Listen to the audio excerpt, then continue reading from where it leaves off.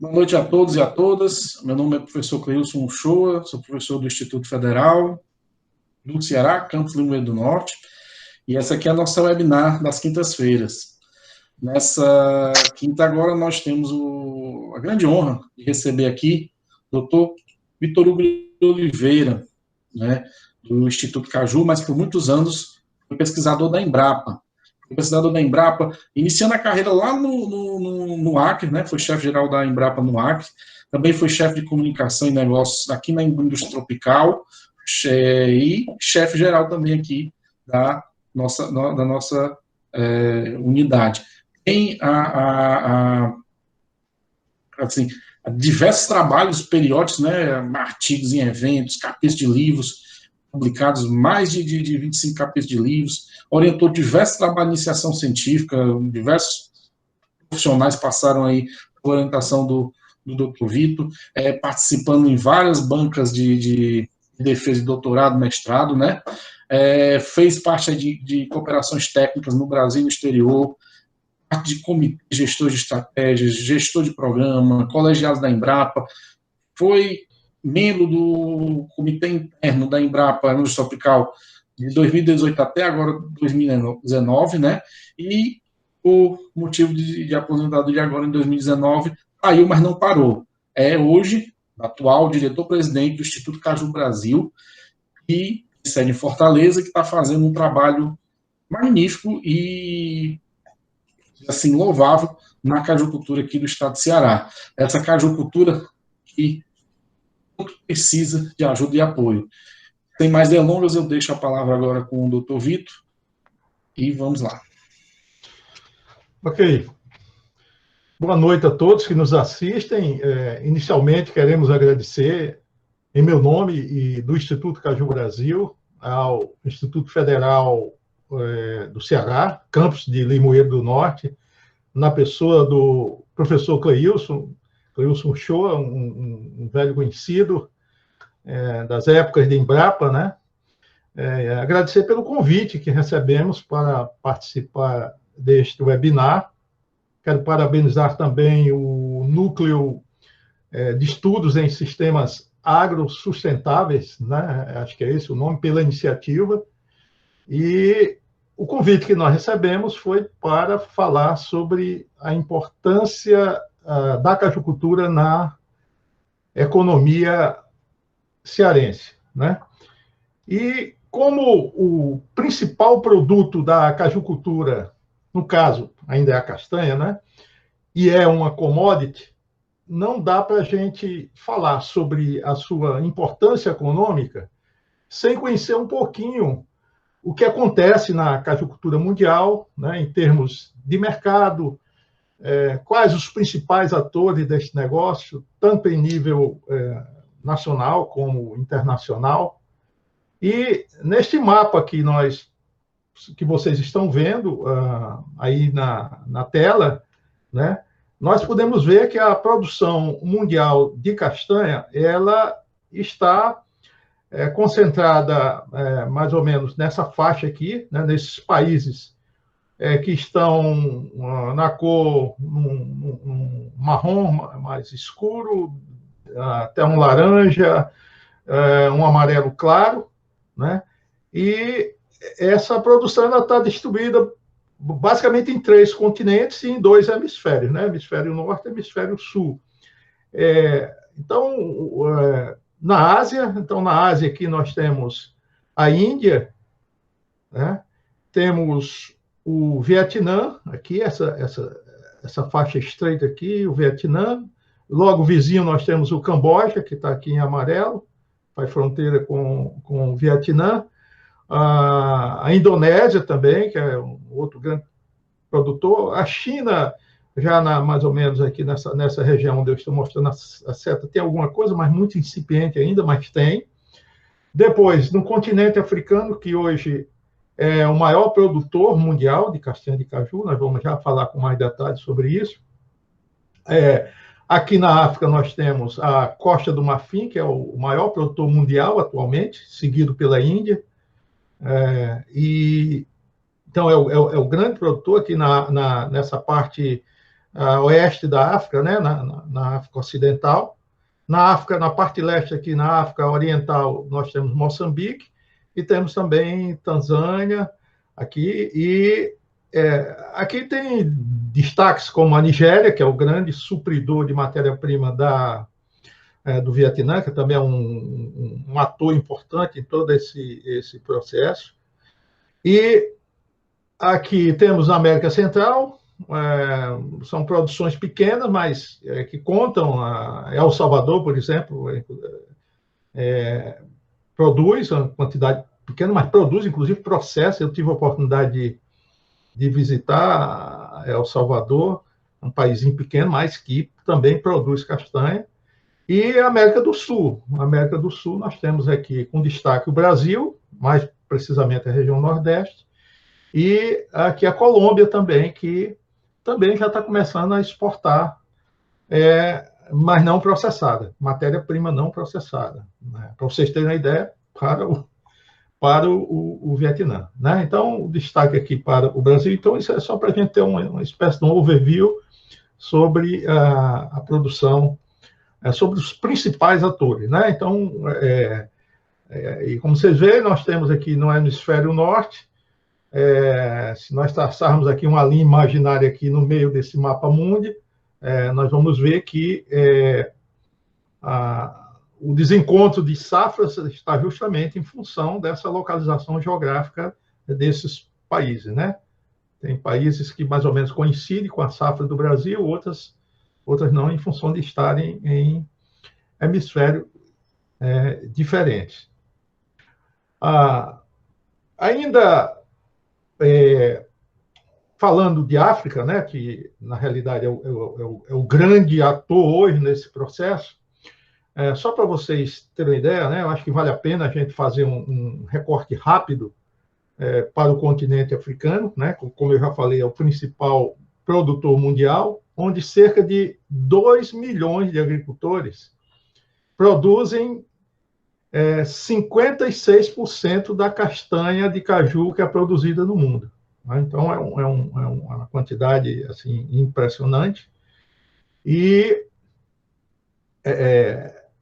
o número de pessoas envolvidas, né, é muito grande, né? E aqui, nessa área laranja do mapa, então, são aqueles países que eu mencionei para vocês, né? Com destaque aqui para a costa oeste africana aqui, né? Onde se tem Costa do Marfim, Guiné-Bissau, o Benin, né? Só para citar alguns. Bom, e aqui nós temos mais alguns números desse mercado, né? A produção mundial, atualmente, ela está estimada em 3,7 milhões de toneladas de castanha, como vocês podem ver aqui no slide, 3,7 milhões de castanha. As projeções é de que, nos próximos 10 anos, essa produção deverá subir para 6 a 6,3 milhões de toneladas de castanha, né? Porque existe a taxa de crescimento anual em termos do consumo da amêndoa de castanha de caju, ela está superior a 4% ao ano, né? A amêndoa de castanha de caju, ela é a terceira noz mais consumida no mundo, né? Em termos de market share, ela abocanha uma fatia de cerca de 17% do mercado mundial de nozes, o que não é pouco, né? Um outro dado importante, né, é que cerca de 60% da força de trabalho global envolvido na atividade da cajucultura é composta por mulheres, né? Composta por mulheres, e 90%, como vocês podem ver aqui no slide, estão nas fábricas de processamento. Então, isso é uma como eu diria, é uma característica assim única no mundo inteiro, essa questão de se ter uma maior força de trabalho envolvida. No continente africano, a mão de obra feminina, inclusive no campo, na área de produção, é maior do que aqui no Brasil. No Brasil existe uma concentração maior nas unidades de processamento de castanha. Não é à toa que, inclusive, nos bate-papos do Instituto Caju Brasil aos sábados, nós estamos trazendo agora, convidando algumas mulheres empreendedoras para ver se, inclusive, há um maior atrativo de pessoas, de mulheres envolvidas no agronegócio caju, né? Bom, mas vamos dar uma mergulhada agora no nosso terreiro, né? Então, indo aqui para a questão da produção brasileira de castanha de caju. Então, em 2019, conforme vocês estão vendo aí no mapa, a produção brasileira de castanha de caju foi de aproximadamente 139 mil toneladas, né? Para 2020, com base no 7º levantamento sistemático da produção agrícola feita pelo IBGE, a previsão é de que teremos uma produção de 151 mil toneladas aproximadamente. Isso representa um incremento de aproximadamente 7,9% em relação à safra de 2019. 99,4% desse quantitativo aqui, ele origina-se na região Nordeste, né? 99,4%. E na região Nordeste, 90,5% dessa produção é produzida por 3 estados, né? Ceará, Piauí e Rio Grande do Norte, né? Destaque para o Ceará, que responde por 63% da produção nacional de castanha. Então, desse total aqui, nós vimos que 90,5% da produção nacional de castanha é produzida nos 3 estados. Os 9,5% restantes estão distribuídos em 8 estados: Pernambuco, Maranhão, Bahia, Paraíba, Pará, Alagoas, Mato Grosso e Tocantins. Da região Nordeste, apenas um estado não aparece nas estatísticas de produção, que é justamente o estado de Sergipe, né? Inclusive tem o nome Caju na capital, né? Aracaju, mas não aparece nas estatísticas de produção. Bom, olhando agora o Ceará com a lupa, né? Uma lupa de aumento aqui, temos aqui os 6 principais polos de produção de castanha do estado, né? Isso foi convencionado a partir de uma consultoria feita pela Planer, onde se convencionou a denominação desses 6 polos de produção de castanha, que conjuntamente eles abrangem 61 municípios, né? Então, nós temos aqui o Polo Litoral Leste, o Polo Baixa Caraú, o Polo Metropolitano, o Polo Litoral Oeste, o Polo Extremo Norte e o Polo Cariri, né? Então, cada um com as suas características, né? Esses 2 polos aqui, Litoral Leste e Baixo Acaraú, eles concentram justamente esse aqui, o polo, acredito que vocês estão vendo essa seta aqui que eu estou passando aqui no slide. O polo Litoral Leste e o polo Baixo Acaraú, eles concentram as maiores produções, quase, os últimos dados que nós tivemos acesso, quase 50% da produção de castanha do estado, né? Eles respondem por esse percentual. Já o polo Litoral Leste e o Metropolitano, eles têm uma maior concentração de unidades responsáveis pelo processamento de pedúnculo e suco, né? E no caso do polo metropolitano, é onde estão concentradas o maior número de unidades de beneficiamento de castanha.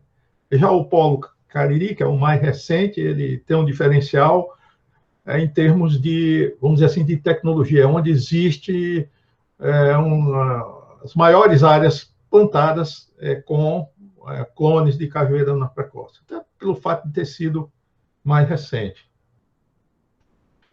Bom, em termos de produção de castanha, ainda em relação ao Ceará, né, vale ressaltar aqui o protagonismo do cajueiro anão, que já responde, conforme vocês podem ver aqui nesse mapa. Esses dados aqui são super atualizados. Aqui já são dados da última reunião do IBGE, que aconteceu a semana passada. Ele nem divulgou ainda esses dados, mas eu estou divulgando, viu, Regina? Se estiver me assistindo. Vale ressaltar, então, o protagonismo do cajueiro anão, que já responde por 57,2% da produção cearense de castanha, né? Olhando aqui eu tenho a safra 2019, em azul eu tenho o cajueiro anão, e em laranja o cajueiro comum, cajueiro gigante, né?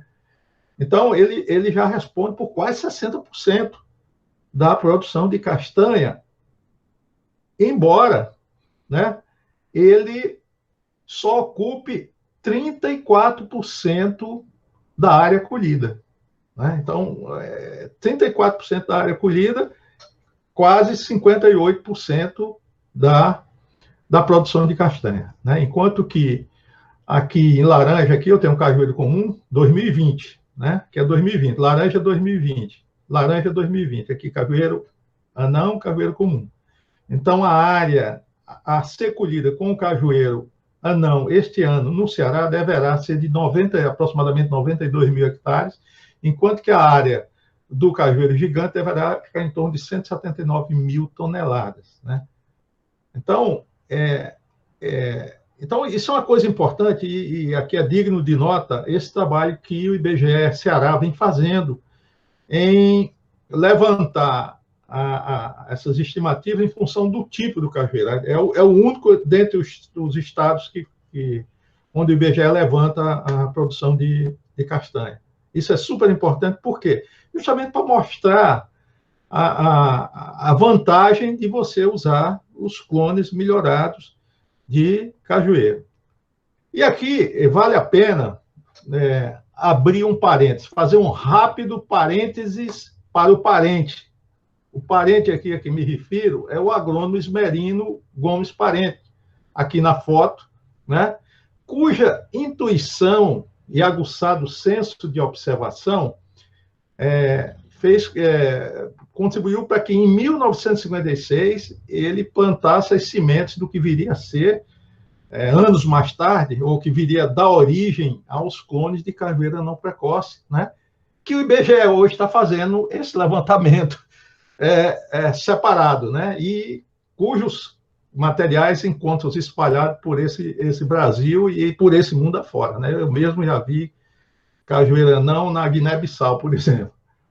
Então, isso aqui é uma coisa que pouca gente, que as pessoas esquecem. Na realidade, eu considero aqui o pai do cajueiro anão precoce, né? O trabalho dele, claro, depois teve uma sistemática com maior rigor científico, né? Inclusive até tendo continuidade pelo José Ismar Parente, depois pelo Levi, o Edson, e eu não vou nem falar todos os nomes aqui.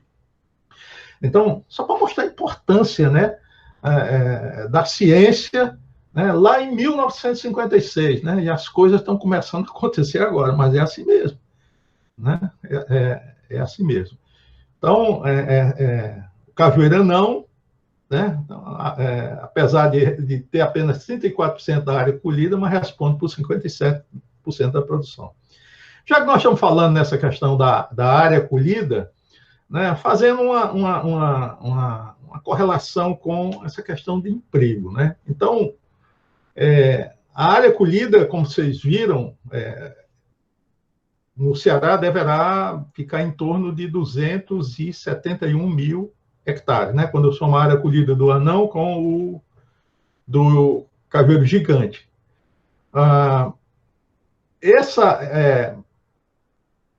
uma área desse tamanho, a Embrapa tem uma fórmula que permite calcular quantas pessoas são empregadas durante o ano. Então, usando essa metodologia da Embrapa, com essa área, nós deveremos ter em torno de mais de 22 mil empregos diretos no campo.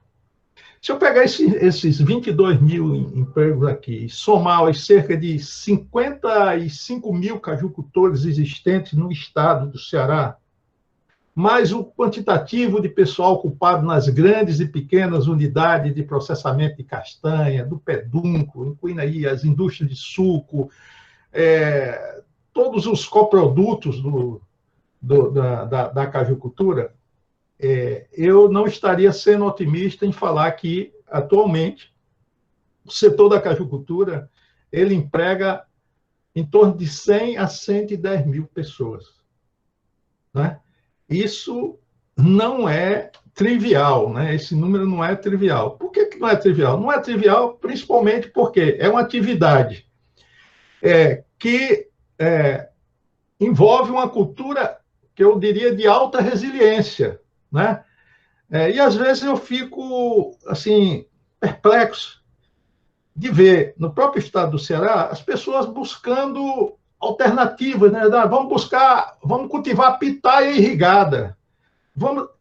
Nós temos aqui uma cultura que possui, que com pouca quantidade de água dá uma resposta absurda, né? Mas é a tal história. Às vezes você está montado em cima do cavalo e fica perguntando, cadê o cavalo? É a mesma coisa aqui quando eu vejo as pessoas prospectando algumas culturas exóticas, quando nós temos uma cultura que já provou por A mais B, que tem resposta, que tem mercado, né? E nós vamos já falar mais um pouquinho sobre isso. Bom, continuando na questão dos números, né? Já que o assunto aqui é a importância da cajucultura na economia do Ceará, vamos dar uma olhada aqui sobre os números referentes à exportação de amêndoa de castanha de caju, né, versus o consumo interno. Quer dizer, aqui é um confronto entre o que o Ceará exporta, né, e o que é consumido no Brasil. Tá? Não esqueçam que o Ceará responde por 63% da produção de castanha e processa em torno de 90% da castanha produzida no Brasil. Tá? Esses são os últimos números que eu tenho. Então, como a gente até agora só falou vinha falando de produção, né? Eu digo sempre o seguinte: se alguém produz, alguém tem que consumir, né? Inclusive, eu sou um defensor de que política pública voltada para qualquer cultura, no caso específico da cajucultura, ela tem que olhar o lado de fora da porteira. Ela não pode se prender apenas dentro da porteira. O que eu estou querendo dizer? Eu estou querendo dizer que se alguém produz, alguém vai ter que comprar.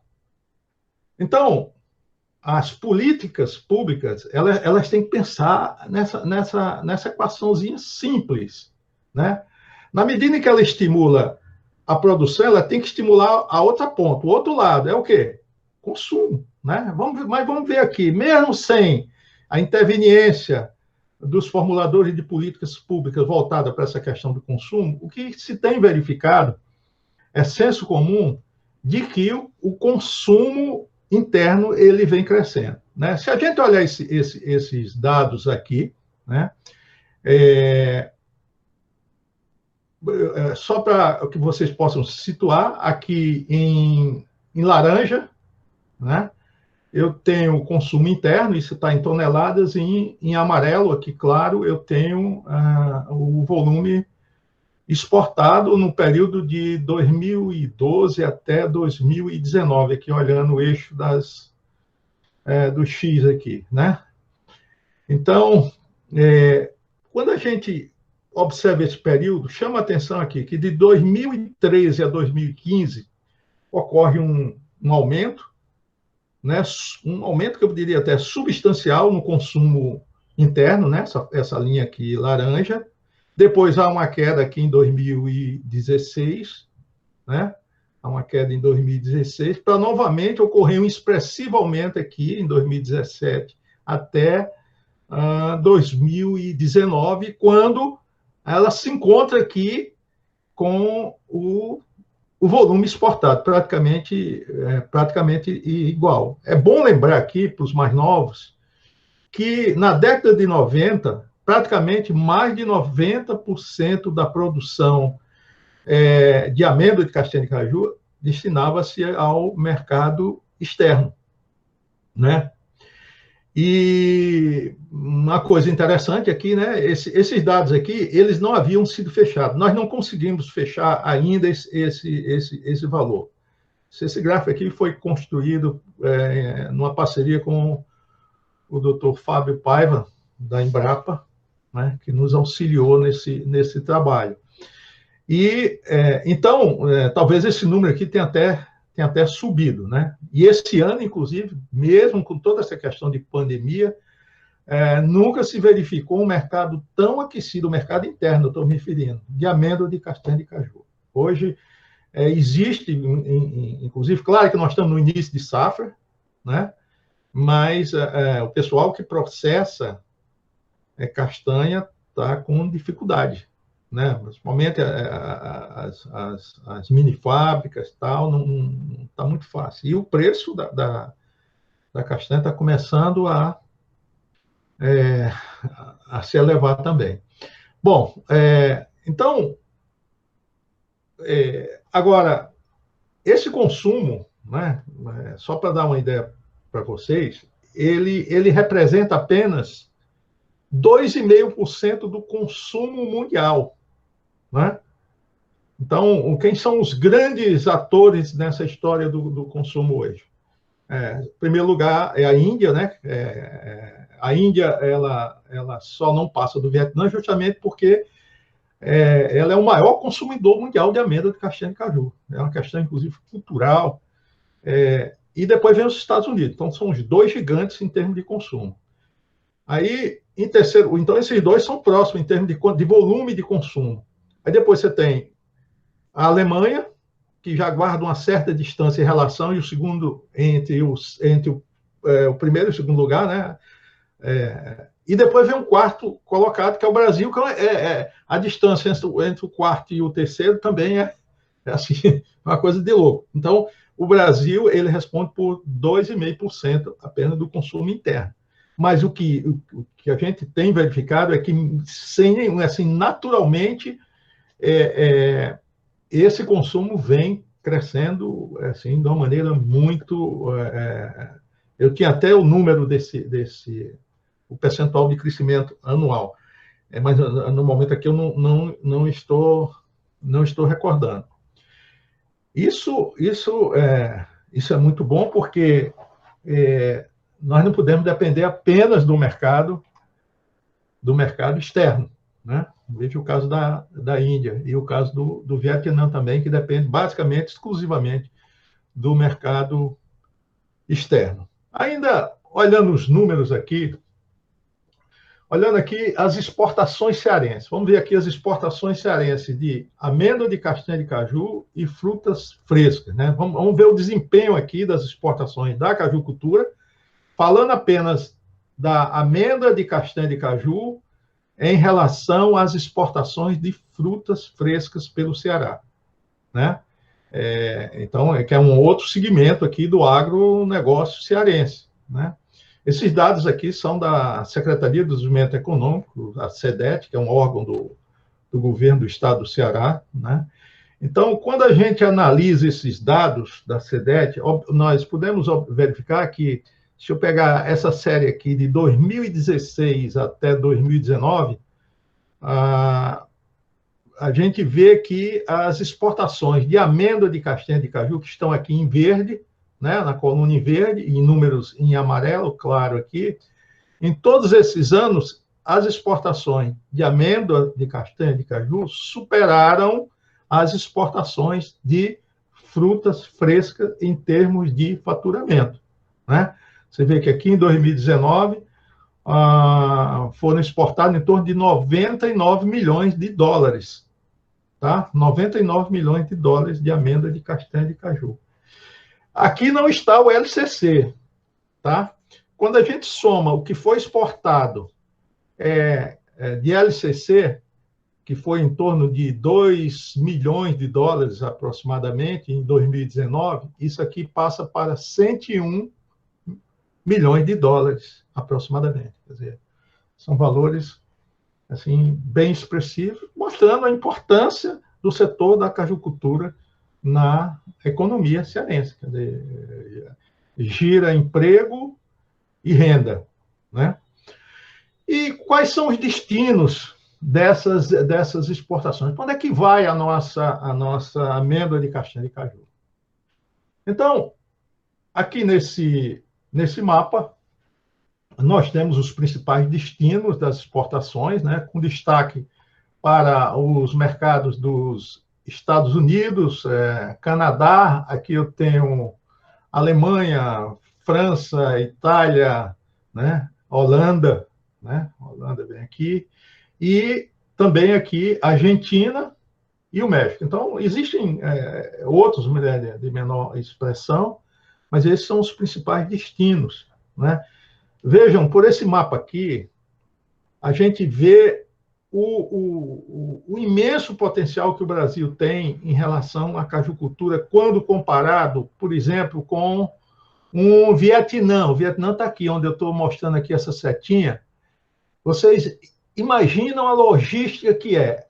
O Vietnã, ele compra 60% do que ele precisa para processar. Ele não dá conta. As indústrias dele precisam de um total que excede muito o que eles produzem. Então, de onde é que vem a castanha? A castanha vem aqui, né? Aqui, principalmente da Nigéria, que é o principal fornecedor do Vietnã, faz essa viagem aqui transoceânica e vem até aqui de navio, tá? Essa castanha é processada e daqui vai novamente, vai principalmente para os Estados Unidos, que são os principais compradores da amêndoa vietnamita. Vejam bem, olha aqui, isso aqui seria voo sem escala aqui, né? Voo não, navegação sem escala aqui, uma linha reta aqui para os principais portos americanos. Então, quer dizer, isso é uma vantagem competitiva que o Brasil ele não soube, não está sabendo aproveitar, né? Daqui a pouco quem vai aproveitar isso aqui são os africanos que não estão muito contentes em não agregar valor ao produto castanha. Então, já começa a haver um maior nível de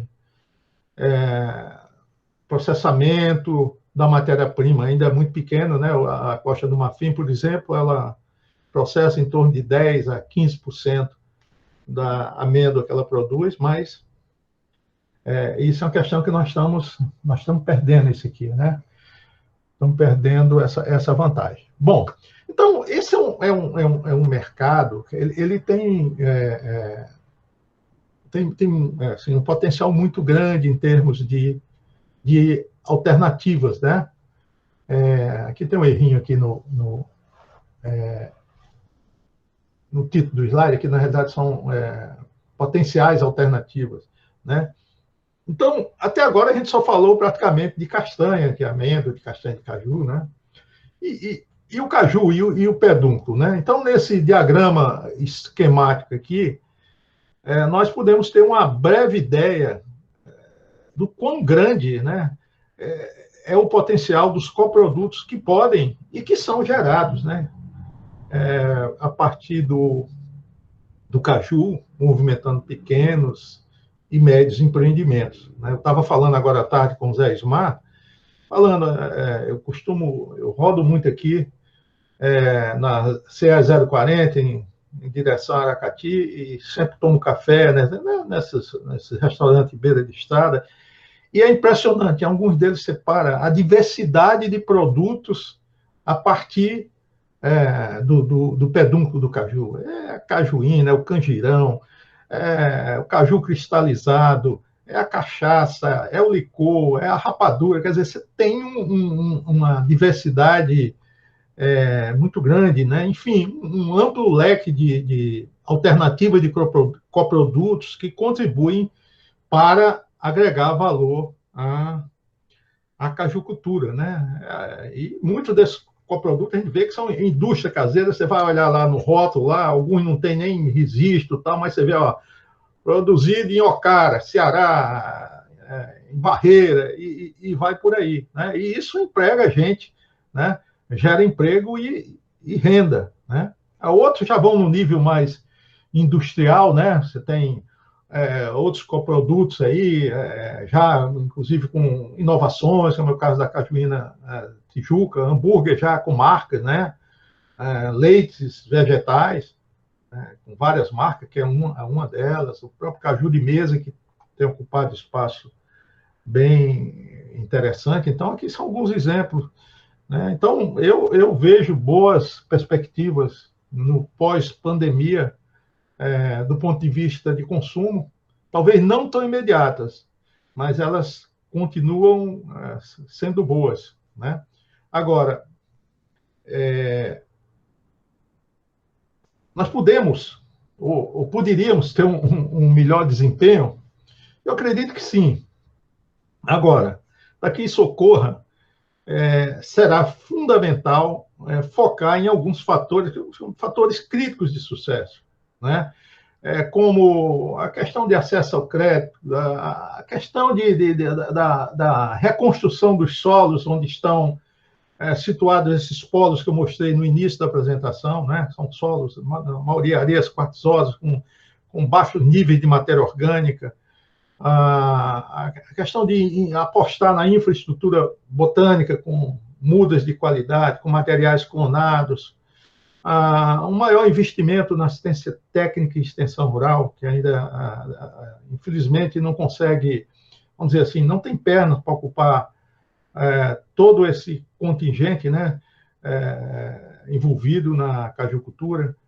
A questão do baixo nível tecnológico, que ainda, infelizmente, prevalece. Vocês veem que ainda temos uma área significativa com o cajueiro não, aliás, com um cajueiro gigante, né? Acho que tem que se atacar essa questão dos pomares senescentes, ou seja, por meio do plantio de mudas, ou por meio da substituição de copa, quando for possível, né?